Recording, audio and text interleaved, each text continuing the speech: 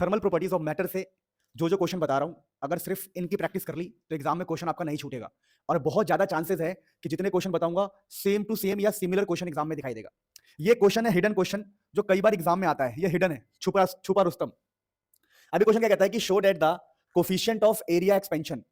Area expansion का जो coefficient है उसको बोलते हैं beta. Beta is the coefficient of area expansion. तो बीटा को हम बोलते हैं coefficient of area expansion, beta. तो बीटा कह रहा है कि show that the coefficient of area expansion is delta A by A delta T. कुछ ऐसा, डेल्टा ए बाई ए, ठीक है, delta T, delta A by A delta T, कुछ ऐसा कह रहा है क्या? वो देख लेंगे हम। यहां इतना क्लियरली नहीं लिखा हुआ है पर हम देख लेंगे। लिखा हुआ है ना, डेल्टा ए बाई ए को भी डिवाइड किया गया डेल्टा टी से, है ना। तो delta A by A delta T, ये हमें शो करना है। और मानना है कि रेक्टेंगुलर शीट है हमारे पास। Rectangular sheet of the solid is twice its linear expansion. तो हमें ये प्रूफ करना है, एक्चुअली में हमें ये प्रूफ करना है एक रेक्टेंगुलर शीट के लिए जो delta A by A delta T है, जिसको हम बोल रहे हैं बीटा, वो एक्चुअली में 2 अल्फा के बराबर है। हमें ये प्रूफ करना है कि जो बीटा है वो 2 अल्फा के बराबर होता है, या फिर delta A by A delta T इस 2 अल्फा के बराबर होता है। अब ये जो चीज है प्रूफ करने के लिए इन्होंने बोला कि आपको रेक्टेंगल ही लेना है। तो रेक्टेंगल वाले के लिए हम कैसे क्वेश्चन करते हैं ये समझिए। पहले क्वेश्चन को समझो। क्वेश्चन में सिंपल है, beta is equal to 2 alpha proof करना है। सिंपल बोल रहा हूं, beta is equal to 2 alpha proof करना है, या फिर beta delta A by A delta T को 2 अल्फा के बराबर प्रूफ करना है। ये तो क्वेश्चन करने के बाद में ही समझ में आएगा कि करना क्या है। तो देखो, सबसे पहले सिंपल स्टेप बता रहा हूं। आप मानोगे एक रेक्टेंगल मानोगे, लेट अ रेक्टेंगुलर थिंग जो भी है, जिसकी लेंथ को आप एल बोलोगे, ठीक है, इसकी ब्रेड्थ को आप बी बोलोगे। बहुत ही सिंपल तरीका मैं आपको बता रहा हूं। आप इसका आप एरिया निकालोगे, इनिशियल एरिया, आप इसका ए निकालोगे, तो एरिया इसका होगा एल इंटू में बी। जो आपको याद रखना है, एरिया इसका एल इंटू में बी होगा। अब देखिए, इस चीज को समझना ध्यान से। जो लेंथ का फॉर्मूला होता है, वो लेंथ का फॉर्मूला बेसिकली पता क्या होता है? जो लेंथ होता है, लेंथ वो होता है L initial length 1 plus alpha delta T के बराबर। ये फॉर्मूला होता है बेटा लेंथ का। किसी का भी लेंथ निकालना है ना, तो लेंथ इनिशियल, एल आई का मतलब होता है initial length 1 plus alpha delta T. और किसी का अगर आपको विड्थ निकालना है, यहां पर ये बी है विड्थ, ठीक है ना, बी यहां पर विड्थ है बेटा। यहां पर ये बी अलग है, ये बी बीटा नहीं है, ये बी है विड्थ, ये विड्थ है। पर इससे हम कंफ्यूज हो सकते हैं। तो एक काम हम कर सकते हैं बहुत ही सिंपल, कि हम लेंथ को एल बोल दे और विड्थ को हम चलो डब्ल्यू बोल देते, विड्थ को हम डब्ल्यू बोल देते, ठीक है ना। तो अगर किसी का एरिया निकालना है तो लेंथ इंटू में विड्थ होगा हमारा एरिया, ये बात हमें पता है। तो अगर हम विड्थ के लिए लिखे तो विड्थ क्या होगा?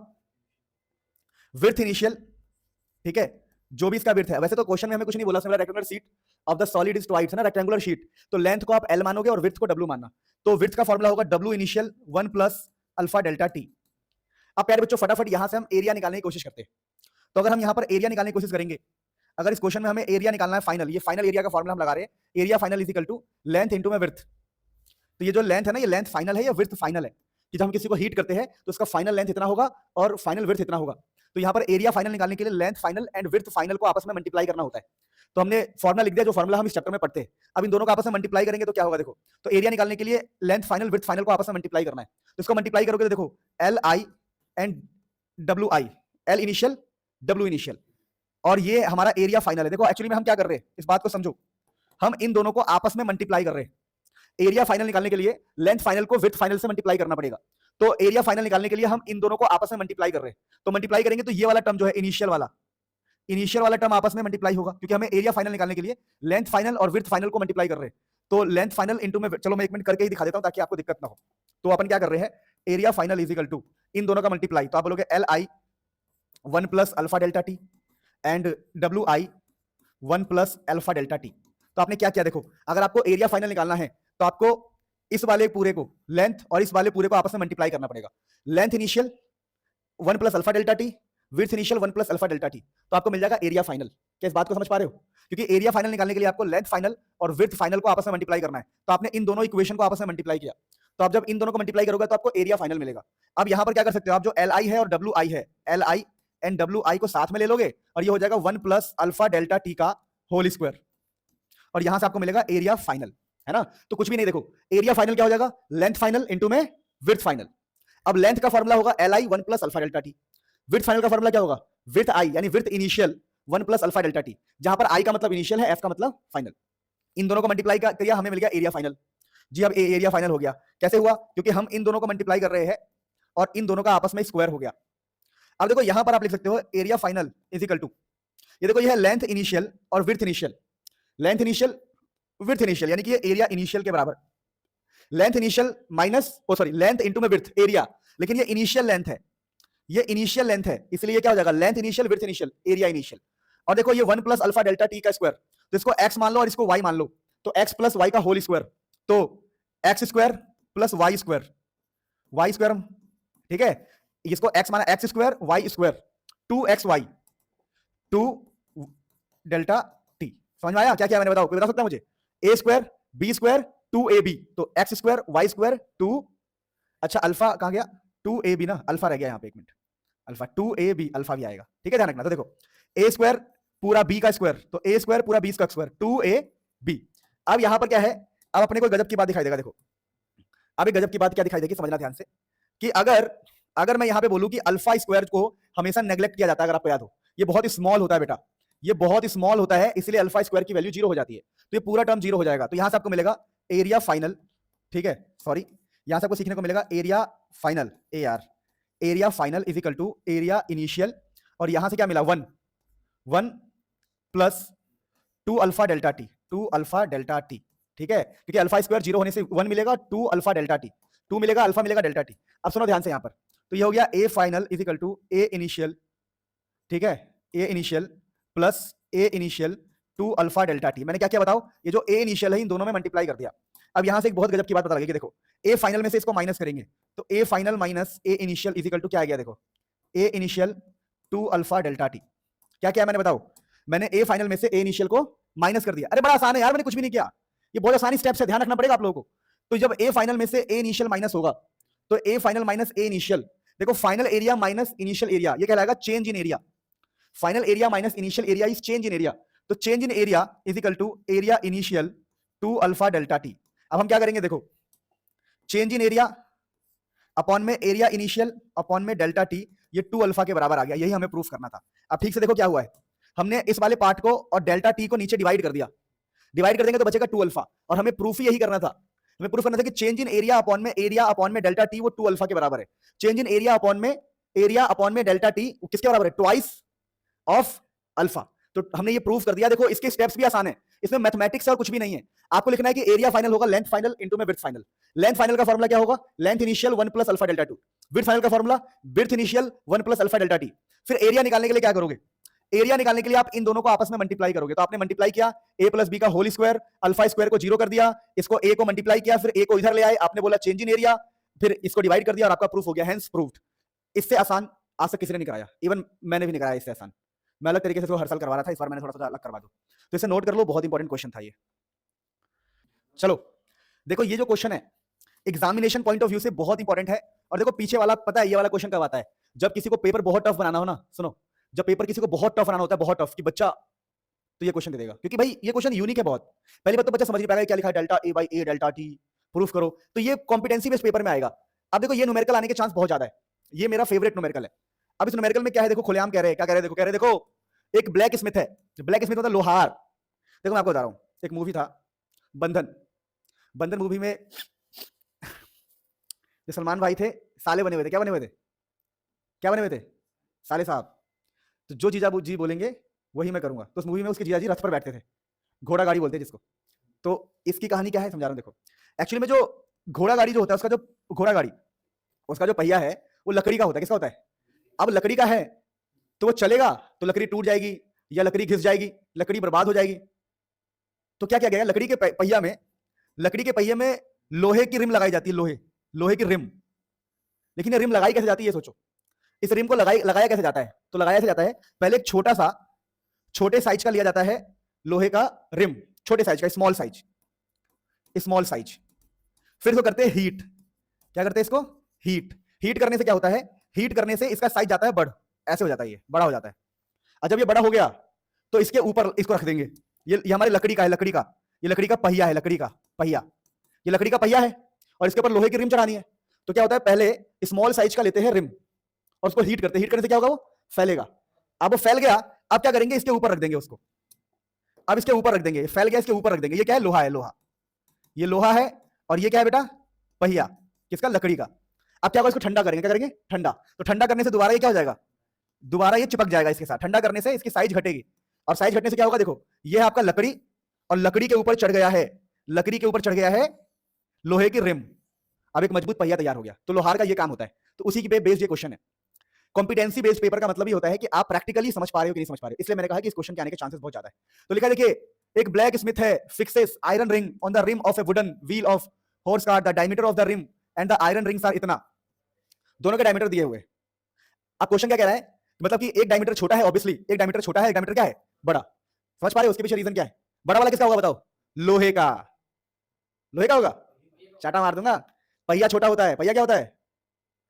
पहिया क्या होता है? छोटा। ऐसा कुछ है क्या? देखो, सिंपल बात बता रहा हूं, कोई बड़ा कोई छोटा है, हमें कोई फर्क नहीं पड़ता। बाद में वो दोनों एक ही साइज के हो जाएंगे। बाद में क्या हो जाएंगे? एक ही साइज के। तो आप क्वेश्चन से कंफ्यूज मत होना, मैं आपको समझा रहा हूं, टेंशन मतलब। तो लिखा है कि देखो, diameter of rim and the iron rings are इतना, ठीक है। तो यहां पर रिम का पहले दिया हुआ है। रिम मतलब ये रहा, ये रिम का है बेटा। रिम किसका है? ये रिम किसका है? ये रिम। रिम यानी पहिया, रिम मतलब पहिया। और अगला क्या है? आयरन। आयरन का ये वाला है, ध्यान रखना, आयरन का ये वाला है। तो आयरन वाला छोटा होता है। आयरन वाला क्या होता है? आयरन वाले को बड़ा किया जाता है। तो आयरन वाला क्या होता है? छोटा। और आयरन वाले को हम पहले बड़ा करते हैं। तो आयरन वाला मैंने लिखा है, देखो कि जो आयरन वाला है उसको क्या है वो बताओ? स्मॉल साइज का। आयरन स्मॉल साइज का होता है, देखो। तो यहाँ पर जो आयरन का डायमीटर है कितना है? ये देखो 5.231। अब इसी को हम हीट करके बड़ा करेंगे, सब कुछ छोड़ो। तो लिखा है कि देखो, to what temperature should ring be heated so fit the rim. कह रहा है कि इसको, ये जो आयरन है, आयरन, इसको कितने टेंपरेचर तक हीट करना पड़ेगा, कितने टेंपरेचर तक हीट करे इसमें ये फिट हो जाए। क्या हो जाए? फिट हो जाए। तो देखो, इस क्वेश्चन को करने का टेक्निक है। क्या टेक्निक है? एक बात समझ लो आप, कि एक फॉर्मुला होता है डायमीटर फाइनल। अभी हम रिंग के लिए फॉर्मुला लगा रहे हैं, रिंग, ठीक है। रिंग के लिए फॉर्मुला कि हम चाहते हैं जो आयरन है, iron, diameter final is equal to diameter initial 1 plus alpha delta T. Actually में ऐसा फॉर्मुला है, length final is equal to length initial 1 plus alpha delta T, ये फॉर्मुला होता है। तो यहाँ पर डायमीटर की बात करी गई है, तो हम डायमीटर से हिसाब लगाएंगे। हम बोलेंगे देखो, ये जो आयरन का रिंग है, आयरन का जो रिंग है, लोहे का जो रिंग है, उसका डायमीटर किसके बराबर होना चाहिए? उसका डायमीटर होना चाहिए पहिए के बराबर। पहिए के बराबर यानी फाइनल डायमीटर कितना होना चाहिए? पहिया के बराबर। समझा रहा हूं, पहिया यानी इसके बराबर 5.243 के बराबर होना चाहिए। तो यहां पर हम लिख देंगे 5.243। अरे नहीं समझे? अबे फाइनल, लोहे का फाइनल साइज कितना होना चाहिए? जितना पहिया का साइज है, जितना पहिए का साइज है। तो फाइनल जो होगा वो होगा 5.243। और इनिशियल मतलब इनिशियल कितना है बताओ? लोहे का, लोहे का इनिशियल होगा 5.231। तो 5.231। अब ये 1 प्लस अल्फा। अब देखो, अल्फा की वैल्यू मैं एनसीईआरटी से देख के बता रहा हूं आपको। एक मिनट, एनसीईआरटी खोल रखा मैंने। ये जो अल्फा है ना, सुनना ध्यान से, अल्फा आपको एग्जाम में गिवन होगा। अल्फा कांस्टेंट होता है, कितना है अल्फा की वैल्यू? तो यहां पर अल्फा की वैल्यू कहां है भैया? अल्फा की वैल्यू है 1.2 10 की पावर 1.2 10 की पावर -5, ठीक है। अब देखो, समझ पाए? तो अल्फा की वैल्यू दी होगी आपको, अल्फा कांस्टेंट होता है। अब डेल्टा टी को भी खोल के लिख लो। डेल्टा टी का मतलब होता है चेंज इन टेंपरेचर। देखो, डेल्टा टी का मतलब होता है T final minus T initial. तो यहां पे लिख दो temperature final minus temperature initial, ठीक है जी। अब बताओ इनिशियल टेंपरेचर कितना है? इनिशियल टेंपरेचर दिया हुआ है 27 डिग्री सेल्सियस। कितना दिया हुआ है? 27 डिग्री सेल्सियस। ये सी हटा दो, यहां पर यूनिट मत डालो, अपने आप मतलब कंफ्यूज हो जाओगे ना कि सी क्या आ गया ये, ठीक है। तो आपको इस इक्वेशन में ये वैल्यू पता है, ये वैल्यू पता है, 1 पता है, अल्फा की वैल्यू मैंने बता दी, ये 27 है। तो आपको निकालना है टी फाइनल। और टी फाइनल कैसे निकालोगे? देखो, यहां पर कैलकुलेशन है, आपको ये अग्री करना पड़ेगा। यहां पर कैलकुलेशन तक रहा है कैसे? पहले आप ये देखो, पॉइंट से पॉइंट हटाओगे और 5243 के नीचे आएगा ये वाला पार्ट 5231। फिर यहां आपका क्या होगा? देखो, ये जो 1 है यहां पर प्लस का है, इधर आके माइनस होगा। देखो क्या होगा, पहले ये ब्रैकेट के बाहर है ना, तो ये डिवाइड में नीचे आ जाएगा। फिर ये जो 1 है यहां पर, ये 1 माइनस हो जाएगा, ठीक है। फिर यहां क्या बचेगा? ये वाला पार्ट 1.2 10 की पावर -5, 1.2 10 की पावर -5 और इसके मल्टीप्लाई में टी फाइनल -27 डिग्री सेल्सियस। अब अगले स्टेप पता क्या होगा? अगले स्टेप में आप इसको एलसीएम लेके सॉल्व करोगे और सॉल्व करने के बाद ये वाला पार्ट इसके नीचे डिवाइड होगा। तो 5243 -1 माइनस में 5231, मैं एलसीएम ले रहा हूं, ठीक है, 5231 और ये नीचे डिवाइड होगा मल्टीप्लाई में, तो ये यहां पर आएगा 1.2 10 की पावर -5। देखो दोबारा बोल रहा हूं, इस क्वेश्चन में कैलकुलेशन लग रहा है। अब इस तरफ क्या बचेगा? देखो, जब ये वाला पार्ट डिवाइड में आएगा तो इस तरफ बचेगा टी फाइनल -27। तो जो माइनस का 27 है, माइनस का 27 इधर क्या हो जाएगा? +27 और यहां से आपका टी फाइनल मिलेगा। नहीं नहीं नहीं नहीं नहीं नहीं।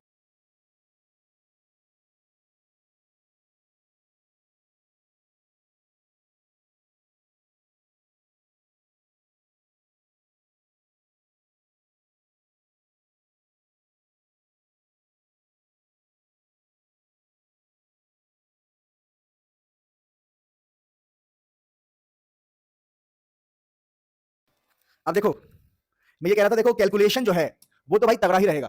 अब कैलकुलेशन तो मैं आपको सिंपल सिखा रहा हूं कि ये वाला जो है डिवाइड होगा, फिर ये 1 प्लस का है तो इधर आके माइनस होगा, फिर एलसीएम लेंगे, एलसीएम लेने के बाद ये ब्रैकेट के बाहर है तो ये डिवाइड होगा और ये माइनस का इधर आके प्लस हो जाएगा। तो मैं इतना बता सकता हूं। अब देखो, ये सब क्वेश्चन ऐसे हैं जो एग्जाम में आएंगे ही आएंगे, तो आप इनके आंसर याद कर लेना, एनसीईआरटी से आंसर याद कर लेना, या मैं लिख दे रहा हूं आंसर। देखो, इसका जो आंसर आएगा मैं बता रहा हूं, ठीक है।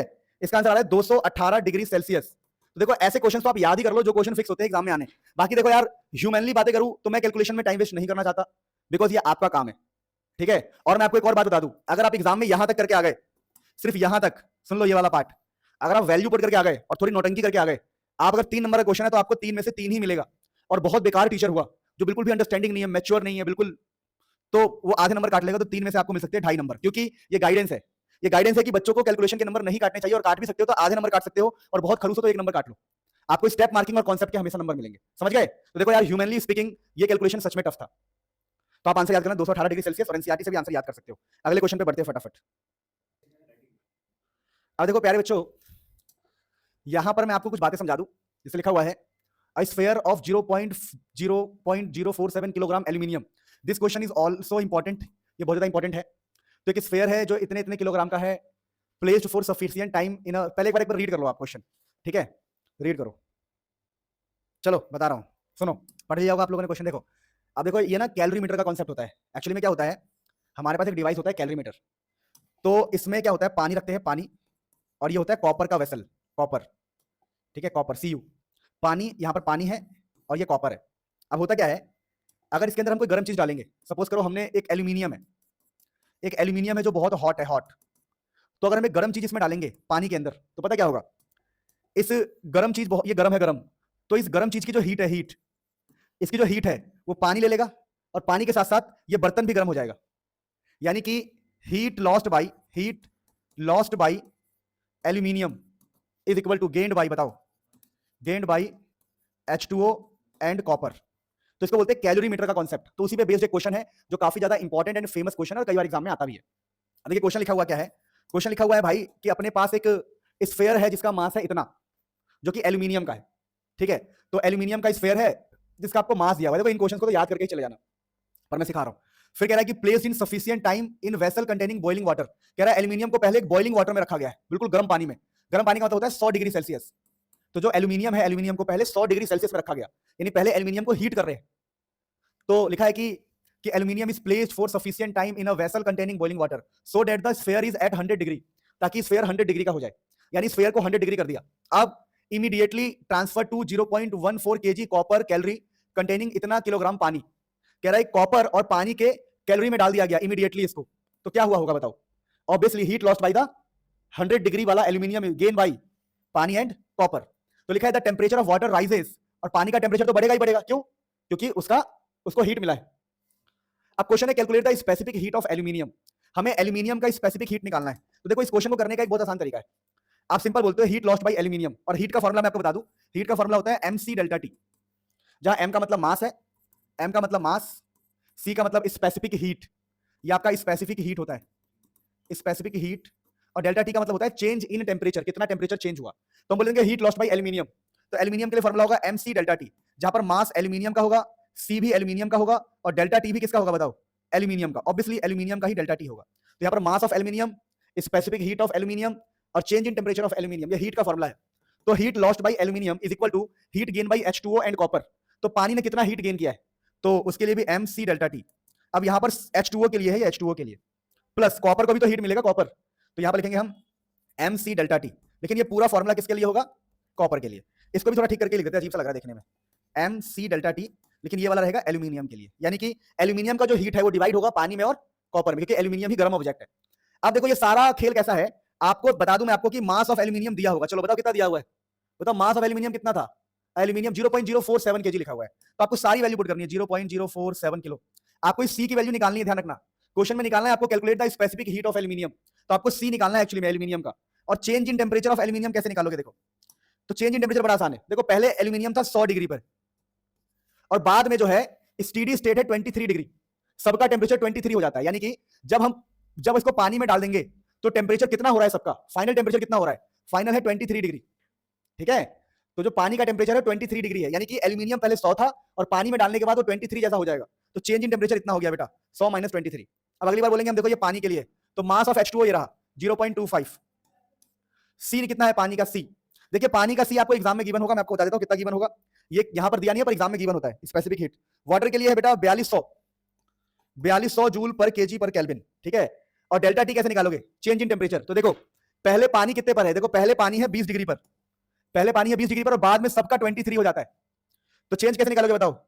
23 माइनस 20, नहीं समझे? अरे पानी का टेम्परेचर चेंज कैसे निकालोगे? पहले पानी है 20 डिग्री पर, बाद में सब कितने पे आ गए बताओ? 23। बाद में सबका 23 हो जाएगा ना बेटा, पहले सबका अलग अलग होगा, लेकिन मिलाने के बाद सबका क्या हो जाता है? सेम। तो इसलिए इसका इनिशियल 100 है, फाइनल 23। इनिशियल इसका 20 है, फाइनल क्या है? 23। तो चेंज निकाल लेंगे, ध्यान रखना ये।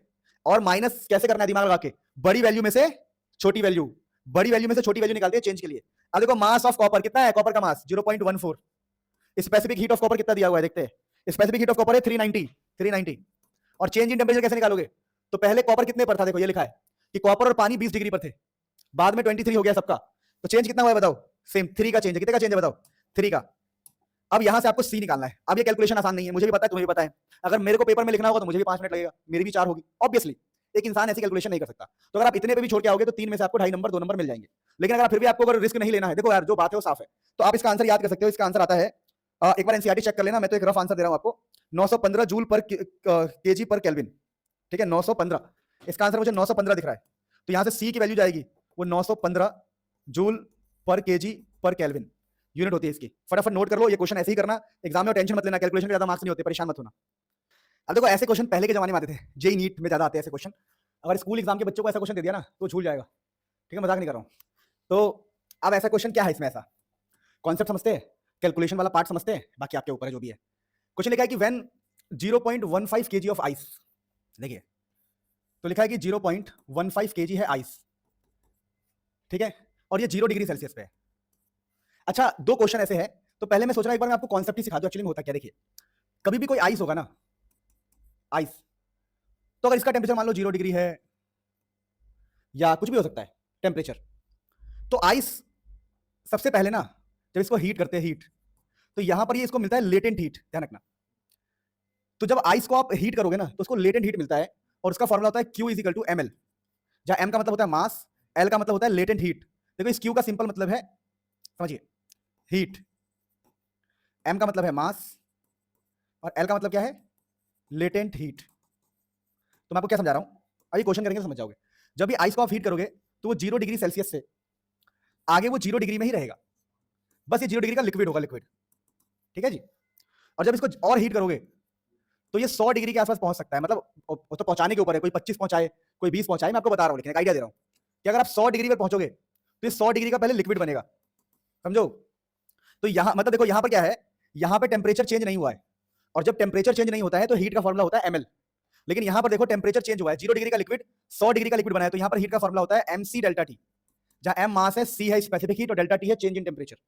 अब इसको अगर और हम हीट करें तो ये 100 डिग्री की वेपर बनेगी बेटा, शाबाश वेपर। भाई मैं एक वादा कर सकता हूं तेरे को शांतनु भाई, अगर ईमानदारी से तुम अगर पास हो गए ना बस 11th और 12th तुमने मेरे से स्टार्टिंग से पढ़ ली, you are going to be topper of your school, you have good एक वाई। अबे हाँ वही IQ, समझे? तो देखो यहाँ पर 100 डिग्री से 100 डिग्री के वेपर पे है हम लोग, तो यहाँ पर टेम्परेचर चेंज नहीं होता, हीट का फॉर्मूला होता है ml। तो मेरे कहने का मतलब क्या है, जब टेम्परेचर चेंज ना हो तो ml फॉर्मूला, और जब टेम्परेचर चेंज हो तो mc डेल्टा टी। अब इसी पे बेस्ड ये क्वेश्चन घुमा घुमा के बनाते हैं, जो मैं आपको क्वेश्चन ये बता रहा हूँ, क्योंकि बच्चा ना समझ नहीं पाता खेल। तो लिखा है देखो, वैसे तो ये वाला क्वेश्चन मुझे पहले कराना चाहिए, कहां गया ये रहा, ये रहा देखो, ये रहा क्वेश्चन, सॉरी वो क्वेश्चन मैं भी कराऊंगा, पर ये वाला क्वेश्चन देखो क्या लिखा हुआ है, जो अभी मैं कॉन्सेप्ट सिखा रहा हूं उसके ऊपर। क्वेश्चन ये है कि calculate the heat required to convert 3 kg of ice at -12। तो देखो पहले ये 3 kg का आइस है, 3 kg का आइस है जो कि -12 डिग्री सेल्सियस पे है। तो सबसे पहले ये क्या बनेगा बताओ? तो सबसे पहले ये बनेगा 0 डिग्री सेल्सियस का, बताओ 0 डिग्री सेल्सियस का आइस हम इसको पहले बनाएंगे, है ना। देखो पहले इस बात को समझो, अगर आपके पास 3 kg का आइस है, उसको हीट करोगे ना तो उसका टेम्परेचर चेंज होगा, टेम्परेचर चेंज होगा तो यहां पर हीट का फॉर्मूला आपका होगा mc डेल्टा टी, ठीक है जी। तो पहले वो 0 डिग्री का आइस बनेगा, यानी कि स्टेप यही है कि कोई भी चीज पहले 0 पर पहुंचेगी। अब जब वो 0 डिग्री का आइस बन जाएगा तब वो बनेगा 0 डिग्री सेल्सियस का लिक्विड, लिक्विड। तो यहां पर हीट का फॉर्मूला होगा ml, ठीक है जी। वैसे हम लोगों ने क्वेश्चन पढ़ा नहीं है, पर मुझे आइडिया है कि क्वेश्चन कहां लेके जा रहा है। क्वेश्चन कहां लेके जा रहा है बताओ? क्वेश्चन कह रहा है कि हमें 100 डिग्री का क्या चाहिए, स्टीम। तो बताओ क्या होगा अगला स्टेप, क्या होगा ये बताओ? 100 डिग्री का लिक्विड बनेगा, तो यहां पर हीट का फॉर्मूला होगा mc डेल्टा टी, ठीक है। तो पहले -12 डिग्री का 0 पर पहुंचेगा, 0 का आइस, फिर जो 0 का आइस है वो 0 के लिक्विड पे पहुंचेगा, और 0 का लिक्विड 100 के लिक्विड पे, और 100 का लिक्विड जो है वो 100 डिग्री के स्टीम पर पहुंचेगा। यानी आपको ये चार्ट याद रखना पड़ेगा। तो यहाँ पर ml फॉर्मुला आएगा, मतलब कुल मिला के जब टेम्परेचर चेंज नहीं होता है तो फॉर्मुला होता है ml। देखो 100 से 100 ही है, मेरे कहने का मतलब क्या, देखो दो स्टेप याद रखो कि 0 से 0 जाता है और 100 से 100 जाता है। अब देखो कोई भी चीज पीछे है तो पहले वो 0 जाएगी, फिर 0 से 0 जाएगी, और 0 से जा सकता है 100, और फिर 100 से 100 ही रहेगा। मतलब ये पैटर्न आपको याद करना पड़ेगा कुल मिला के, और ये लॉजिकल भी है यार, बहुत लॉजिकल है, ये हम थियरीज में पढ़ाते हैं। अब इस क्वेश्चन में क्या कह रहा है, क्वेश्चन में कह रहा है कैलकुलेट द हीट, कि हमें हीट निकालना है कि -12 डिग्री वाले को, ये 3 किलो है, -12 को हम 100 डिग्री तक पहुंचा सके, और सारी चीजें हमें गिवन है। तो सिंपल क्वेश्चन है, Q1 Q2 Q3 Q4, total heat कितना होगा बताओ, 4 स्टेप में कंप्लीट हुआ टोटल हीट। तो टोटल हीट क्या होगा मुझे कोई बता सकता है, कि पहले -12 डिग्री वाला 0 पर पहुंचेगा, फिर 0 वाला 0 पर ही रहेगा, फिर 0 वाला 100 पे, और 100 वाला फिर 100 पे। तो यहां पर Q1 plus Q2 plus Q3 plus Q4।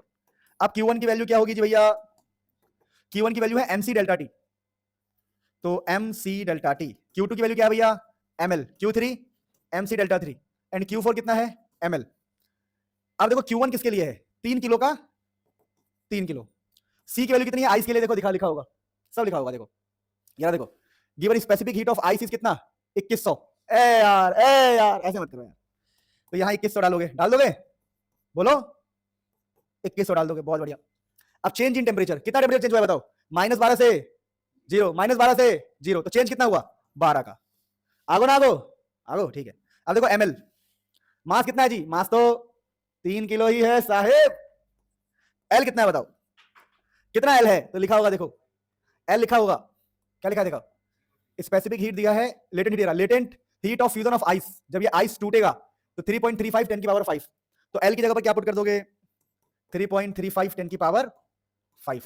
अब बताओ ये M खुद पुट कर लोगे, M तो 3 किलो है, C की वैल्यू गिवन है, देखो लिक्विड का, ये रहा, देखो ए यार C की वैल्यू लिक्विड की, देखो जरा specific heat of water, water का कितना है 4186, यानी यहां पर क्या लिखोगे 4186, और चेंज इन टेम्परेचर कितना बताओ, 0 से 100, 0 से 100 का चेंज है, delta T change in temperature 100 का, फिर ml पुट कर लोगे, m तो 3 किलो ही है, ए यार स्टीम का ये रहा, L दिया हुआ है लेटेंट हीट।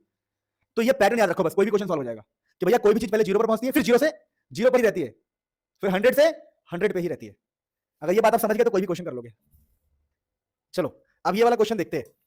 अब इस क्वेश्चन में क्या कलाकारी है, देखो लिखा हुआ है प्यारे बच्चों, वैसे मैंने सब डिटेल में आपको पढ़ाया हुआ है, कोई बातें देखते हैं, फिर भी लिखा है व्हेन 0.15, ये कुछ अलग बातें समझते हैं, लिखा है कि आइस, भाई कहीं पे आइस है 0.15 kg, और ये 0 डिग्री सेल्सियस पे रखा हुआ है, okay, mixed with, oh my God, oh my God, oh my God, mix कर दिया गया है 0.3 kg, 0.30 kg of water at 50 degree Celsius. भाई साहब हॉट ऑब्जेक्ट को डाला गया है, लिखा था रिजल्टिंग टेम्परेचर इज इतना 6.7 डिग्री सेल्सियस।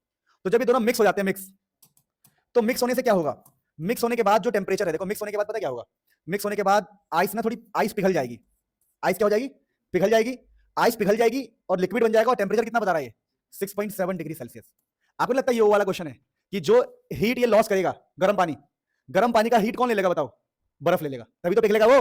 तो गर्म पानी का हीट है वो बर्फ ले लेगा, तो यहां पर हीट लॉस्ट हमें ऐसे करना पड़ेगा, समझो, हमें क्वेश्चन को ऐसे करना पड़ेगा कि हीट लॉस्ट, ये वाला क्वेश्चन ऐसे होगा, heat lost by hot H2O is gain by what, बताओ, गेन बाय कौन, gain by ice. Oh my God, लेकिन यहां पर एक खेल है, पता क्या खेल है, देखो, हाँ देखो आइस का खेल समझो, पहले जो आइस है वो 0 डिग्री सेल्सियस पे है, 0 डिग्री पर क्या है आइस, तो पहले आइस जाएगा 0 डिग्री के लिक्विड में, 0 डिग्री के लिक्विड में, समझना आइस का खेल समझो कि 0 से वो 0 पर ही रहता है, तो यहां पर जो हीट होगा वो ml होगा, यानी कि समझो आइस का, समझो यानी आइस कैसे हीट को यूज करेगा, पहले आइस ml वाला हीट लेगा, और उसके बाद ये जो लिक्विड है इसका टेम्परेचर हो जाएगा 6.7 डिग्री, तो यहां पर हीट होगा mc डेल्टा टी। नहीं समझे मेरी बात को, देखो समझो कहीं पर बर्फ है, ये बर्फ 0 डिग्री पर, इस बर्फ पे आपने गर्म पानी डाला, गर्म पानी, तो उस गर्म पानी की वजह से पहले आइस पिघलेगा,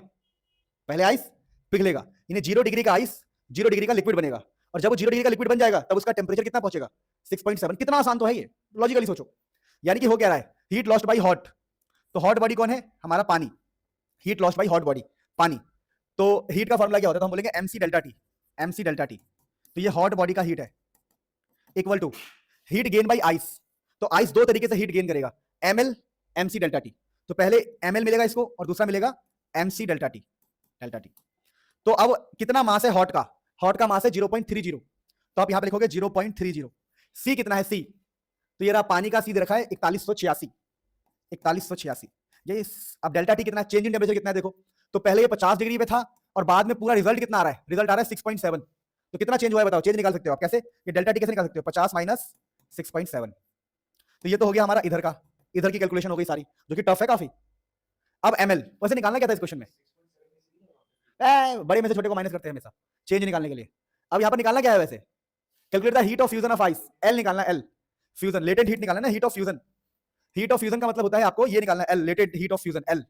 तो एल कैसे निकालोगे, मास कितना है इसका, आइस का 0.15, एल आपको निकालना है प्लस एमसी डेल्टा टी। तो एम तो पता ही आपको पानी का कितना होगा, पानी का मास जितना आइस का मास है, तो एम की जगह पर कितना लिखोगे 0.15। सी की वैल्यू जरा सेम, पानी बन गया ना, अब ये लिक्विड बन गया, तो एम की जगह पर भी सेम आएगा, 0 सी इतना ही रहेगा। चेंज इन टेम्परेचर कितना होगा, चेंज इन टेम्परेचर तो देखो पहले था ये 0 डिग्री पर, अब कितना पहुंच गया है 6.7, तो चेंज देखो, तो एम की जगह पता ही हमें, सी की जगह पता ही है, और चेंज इन टेम्परेचर है 6.7। अब इस क्वेश्चन से एल निकालना है, अब इसकी वैल्यू घर से ही याद कर लेना, अदरवाइज यहां तक तो करके आना, वैल्यू पुट करके आना और थोड़ा सा कर देना, देखो एक दो स्टेप आगे बढ़ा के, एक दो स्टेप आगे बढ़ा देना, थोड़ी मेहनत करके दिखाना, और लास्ट में फिर वो नंबर नहीं काटेंगे पक्का, और काट भी लेंगे तो क्या काट लेंगे मेरे दोस्तों। इससे ज्यादा इंपॉर्टेंट क्वेश्चन ना कभी था और ना कभी बनेगा। ये क्वेश्चन मान के चलो 10 साल में 9 बार आया हुआ है, तो इसकी प्रोबेबिलिटी हो गई 90%, क्योंकि ये जब बच्चा देखता है ना, ऐसे डायग्राम बना हुआ है, ऐसे लंबा सा कुछ निकला, डर जाता है, कहता ये क्या निकाल दिया, समझ रहे हो, तो बच्चा डर जाता है। ठीक है, अब ये क्वेश्चन जो है ना बड़ा गजब है, इसको करते हैं, बड़ा आसान है। क्वेश्चन लिखा हुआ है कि एक फर्नेस है 300 डिग्री सेल्सियस पे, मतलब काफी हॉट यहां पर है, हॉट, और यहां पर एक आइस है, आइस 0 डिग्री सेल्सियस पे। तो हाई टेम्परेचर से लो टेम्परेचर की तरफ हीट का फ्लो होगा, ऐसे हीट का फ्लो होगा, ये हीट का ऐसे फ्लो होगा। तो बताना है कि अगर हमने आधी वायर, आधी मतलब इतनी वायर हमारी स्टील की है, स्टील की है। अच्छा इंसुलेट क्यों किया गया बता सकते हो मुझे, इंसुलेट इसलिए किया गया है ताकि हीट जो है इन्वायरमेंट में ना जाए, इन्वायरमेंट में ना जाए, हीट ऐसे जाए, देखो ऐसे हीट इस तरफ जाए, हीट यहां से स्टार्ट होगी ऐसे और ऐसे ऐसे यहां पहुंच जाए। तो क्वेश्चन बहुत सिंपल है कि देखो भैया, अगर एक फर्नेस है मतलब हॉट, इधर है बर्फ यानी ठंडा, तो हीट का फ्लो ऐसे होगा, हम इसको इंसुलेट भी कर रहे हैं ताकि हीट हमारा बाहर ऐसे ना निकले, हीट हमारा सीधा जाए। बस फर्क क्या है, एक वायर स्टील की है, दूसरी कॉपर की है। तो इसके जंक्शन पॉइंट का टेम्परेचर बताओ, यहां का टेम्परेचर बताओ, क्या बताओ, टेम्परेचर बताओ। तो क्वेश्चन यही लिखा हुआ है, देखिए सारी इंफॉर्मेशन दी हुई है, पढ़िएगा। क्वेश्चन समझ में आया क्या बोल रहा है कि जंक्शन का टेम्परेचर बताओ। तो देखो यहां पर लॉजिक क्या है समझना, लिखा है what is the temperature of the steel copper junction. ठीक है, बाकी सबकी इंफॉर्मेशन रखिए कि जो लेंथ है इसका इतना है, ये सब इंफॉर्मेशन दी हुई है बस। और क्वेश्चन में हिंट दिया हुआ है कि थर्मल कंडक्टिविटी का ये क्वेश्चन है, क्योंकि इधर वैल्यूज दी हुई है। आप इस क्वेश्चन को पढ़ना, लिखा है what is the temperature of the steel copper junction, steel और कॉपर के जंक्शन का टेम्परेचर क्या होगा साहेब। लिखा हुआ है as shown in figure, figure में सब कुछ समझाया हुआ है।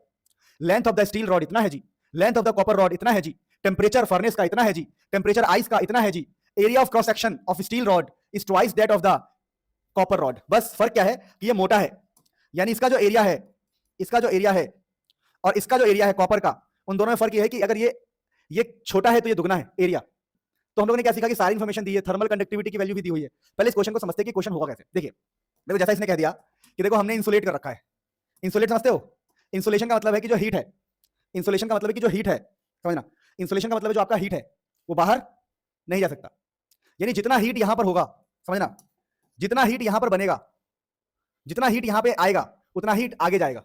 यानी कि हम ऐसे बोल सकते हैं कि heat of steel wire is equal to heat of copper wire, कि हीट का फ्लो दोनों में क्या रहेगा, सेम। हीट का फ्लो पर यूनिट टाइम दोनों में क्या रहेगा, सेम। जितना हीट यहां से फ्लो होगा उतना ही हीट आगे जाएगा, क्योंकि हमने क्या रखा उसको, इंसुलेट। इंसुलेट करने का मतलब क्या होता है कि हीट का लॉस नहीं होगा। तो आप हीट का फॉर्मुला बहुत सिंपल लगाते हो, तो फॉर्मुला होता है K A change in temperature upon में एल, K1 A1 चेंज इन टेम्परेचर अपॉन में L1, K2 A2 change in temperature upon में L2। किसी को पता है फॉर्मुला, थर्मल कंडक्टिविटी का फॉर्मुला है ये।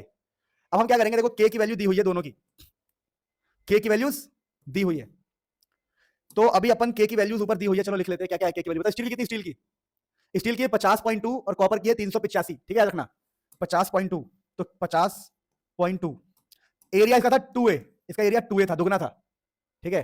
चेंज इन टेम्परेचर कैसे निकालोगे, बहुत सिंपल है। चेंज निकालने के लिए क्या करो, हमेशा बड़ी वैल्यू को छोटे से माइनस करते, आ जाएगा बड़ी वैल्यू को छोटे से। तो ये है 300, तो 300 माइनस टी मानोगे, चेंज क्या मानोगे, 300 माइनस टी, उसका टी माना है ना जंक्शन का, तो चेंज कितना होगा, हम बोलेंगे 300 minus T, 300 minus T upon में लेंथ। लेंथ कितना दिया हुआ है, देखो स्टार्टिंग में लेंथ दिया हुआ है, अरे देखो ना क्वेश्चन में लेंथ दिया हुआ है, लेंथ कितना दिया हुआ है, ए यार स्टील का है 15 सेंटीमीटर, कितना है 15 सेंटीमीटर में ही रहने दो ताकि कट जाए ये भी। चलो K2 की वैल्यू कितनी थी 385 ना, एरिया इसका ए मानेंगे, इसका एरिया ए था और इसका एरिया था 2a। अब चेंज इन टेम्परेचर कैसे निकालोगे, देखो मैंने कहा था बड़े में से छोटे को माइनस करना है, तो बताओ ऑब्वियसली ये वाला बड़ा होगा क्योंकि ये जीरो है ना ये, तो यहाँ पर होगा t माइनस जीरो, क्या होगा t माइनस जीरो, तो यहाँ पे लिखोगे आप t माइनस जीरो और लेंथ इसका 10 सेंटीमीटर दिया हुआ है। अब देखो यार इसको ना बड़ा आसानी से सॉल्व करना, देखो ए से ए कट जाएगा, आप इसे काटोगे तो 3 पंजे 2 पंजे, ठीक है, और इसको आपस में मल्टीप्लाई डिवाइड जो करके आपको बस t की वैल्यू निकालनी है, जो आप इजीली निकाल सकते हो, कोई प्रॉब्लम नहीं है। अगर आप क्वेश्चन सॉल्व नहीं कर पाए ना पूरा तब भी आपको नंबर मिलेंगे, लेकिन देखो यार कैलकुलेशन में मैं कैसे हेल्प कर सकता हूँ, मैं क्वेश्चन क्या आएगा कैसे करना है यही तो बता सकता हूँ। तो इसको आगे बढ़ते हैं हम, फटाफट नोट करो। हेलो प्यारे बच्चों, दिस क्वेश्चन इसको बोलते हैं क्वेश्चन, पर ऐसे क्वेश्चन जनरली जेई या नीट में आएंगे, अगेन आई एम सेइंग। तो एक जेई नीट का मैं आपको कॉन्सेप्ट सिखा दूं।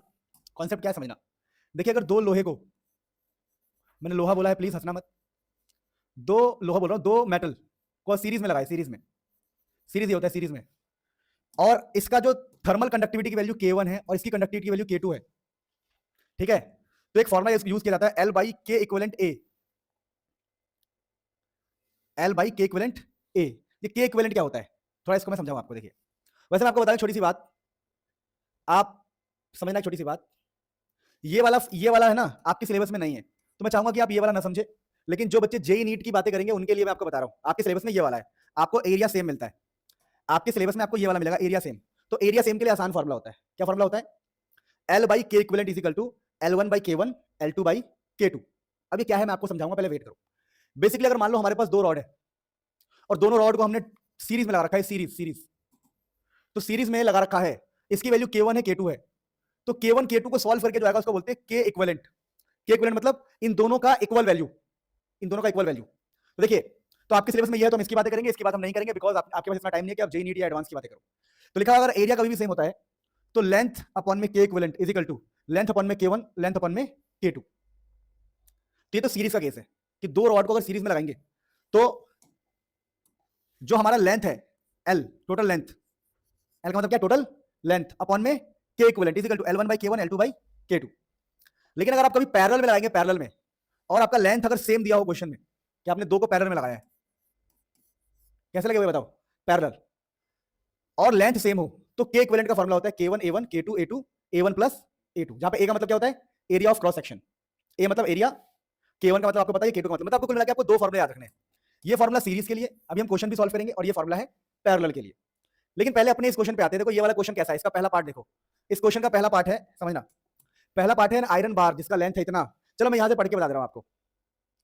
लिखा हुआ है कि एक आयरन का बार है, एक ब्रास है, और इनका जो जंक्शन टेम्परेचर है इसको टी नोट कहा गया। क्या कहा गया, टी नोट। तो आपको जंक्शन टेम्परेचर निकालना है, ये क्वेश्चन करना मैंने आपको सिखा दिया, पिछला क्वेश्चन सेम है। ए यार, heat is equal to heat K A change in temperature upon में length, K A change in temperature upon में लेंथ। चेंज इन टेम्परेचर कैसे निकालोगे, 373 माइनस टी नोट, और अगली बार में टी नोट माइनस 273। समझ में आ गया। चलो पहला क्वेश्चन कर लो। क्वेश्चन में लिखा हुआ है क्या, ये कि लिखा हुआ है obtain the expression for the temperature of the junction. आपको टी नोट का एक्सप्रेशन निकालना है, फॉर्मूला निकालना है, आपको सॉल्व करके नहीं दिखाना है। दूसरा क्या है, the equivalent thermal conductivity of the compound bar. Compound मतलब इकट्ठे, अगर ये इकट्ठे है तो इकट्ठे इनकी थर्मल कंडक्टिविटी की वैल्यू कितनी आएगी, थर्मल कंडक्टिविटी की वैल्यू कितनी आएगी। दोनों सीरीज में है और दोनों का लेंथ सेम है, क्या लेंथ, लेंथ सेम है, लेंथ क्या है, सेम। तो आप ये फॉर्मूला इस्तेमाल करोगे, आप बोलोगे सीरीज वाला फॉर्मूला। सीरीज वाला फॉर्मूला क्या था याद करो, आप सीरीज वाले फॉर्मूले से, ये वाले फॉर्मूले से मुझे क्वेश्चन सॉल्व करके दिखाओ, जहां L का मतलब है लेंथ, L1 का मतलब भी लेंथ, L2 का मतलब भी लेंथ। तो देखो जैसा मैंने आपको कहा कि ये दोनों सीरीज में कनेक्टेड है, और इसने क्या बोला है, इक्विवेलेंट थर्मल कंडक्टिविटी निकालना है। देखिए तो हम इस्तेमाल करेंगे ये वाला formula, L by K equivalent मतलब total length, L1 by K1 L2 by K2। आप इसी फॉर्मूले से इसको कर सकते हो, ठीक है। आप देखो L यहां पर टोटल लेंथ कितना हो जाएगा बताओ, एक की लेंथ कितनी है, दूसरे की लेंथ कितनी है, सेम ना लेंथ, तो इसको 2L लिख दो। क्या लिख दो इसको, L को 2L, क्या लिख दोगे 2L, ये हो जाएगा टोटल लेंथ 2L। अरे यार नहीं समझे, अगर चलो यार जो वैल्यू दी है वही लिख लो ना, तुम कंफ्यूज हो जाओगे। 12 फेल में कितनी वैल्यू है, लेंथ कितनी है 0.1, दोनों का लेंथ है 0.1 है ना, तो यहाँ पर टोटल लेंथ कितना आएगा 0.1 प्लस 0.1 कितना हो जाएगा बताओ, 0.2 अपॉन में के इक्विवेलेंट। आपको इसी का एक्सप्रेशन निकालना है। तो 0.1 अपॉन में पहले का लेंथ क्या होगा 0.1, K1 कितना है 79 दे रखा है K1, L2 की वैल्यू कितनी है, सेम लेंथ है, K2 कितना है 109। तो यहाँ से के इक्विवेलेंट निकाल लोगे, क्वेश्चन खत्म। अब अगला क्वेश्चन क्या है इसके अंदर, अगला क्वेश्चन है the heat current through the compound bar. Compound bar का मतलब है कि इस टोटल का हीट निकालना है, टोटल का हीट। तो कैसे निकालोगे, देखो हीट का फॉर्मूला होगा इस बार के इक्विवेलेंट, क्योंकि आप इन दोनों वार का इस्तेमाल कर रहे हो। दोनों वार का इस्तेमाल करने का मतलब क्या है कि इन दोनों का के निकालना पड़ेगा सॉल्व करके। K1 K2 से हम जो के निकालेंगे, के इक्विवेलेंट। कंपाउंड वार का मतलब होता है दोनों को मिला के, तो दोनों का हीट का फॉर्मूला होगा के equivalent area change in temperature upon में लेंथ। तो देखो चेंज इन टेम्परेचर कैसे लोगे बताओ, यहां से सीधा यहां का, क्योंकि देखो ना स्टार्ट यहां से हुआ, खत्म यहां से हुआ, तो चेंज इन टेम्परेचर कितना होगा बताओ, 373 माइनस 273, 100। लेंथ कितना टोटल, टोटल लेंथ 0.2 है टोटल लेंथ। एरिया तो सेम ही है, एरिया क्या है सेम, और के इक्विवेलेंट आप निकाल चुके हो। क्या निकाल चुके हो, के इक्विवेलेंट। यानी अगर किसी का इकट्ठे हीट निकालना है तो उसके अंदर हम क्या डालते हैं, के इक्विवेलेंट डालते हैं। इस क्वेश्चन को सॉल्व करना, ठीक है।